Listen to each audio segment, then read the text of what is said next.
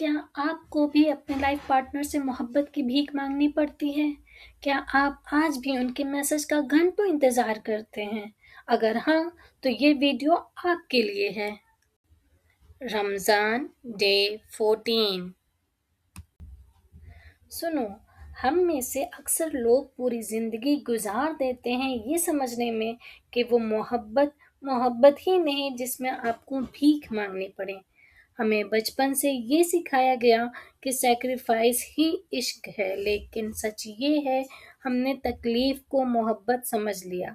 हम उनके लिए रास्ते पे बैठे रहते हैं जो ये फैसला भी नहीं कर पा रहे हैं कि उन्हें हमारे साथ रहना भी है या नहीं।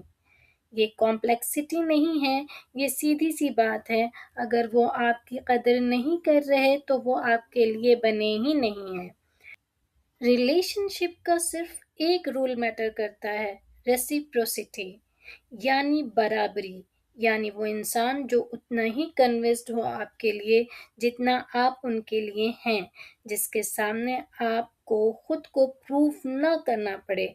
अगर वो फ्लर्टिंग कर रहे हैं या अगर वो रिप्लाई देने में सदियां लगा रहे हैं कि उन्हें आपके साथ क्यों होना चाहिए, तो मेरे दोस्तों वहां से निकल जाओ।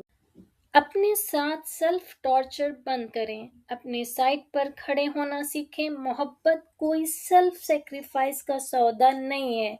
ये दो ऐसे लोगों का मिलना है जो एक दूसरे को पाकर खुद को ब्लेस्ड महसूस करें। जब आपको ये बात समझ आ जाए, तब आप सही मायनों में अपने घर पहुंच जाएंगे।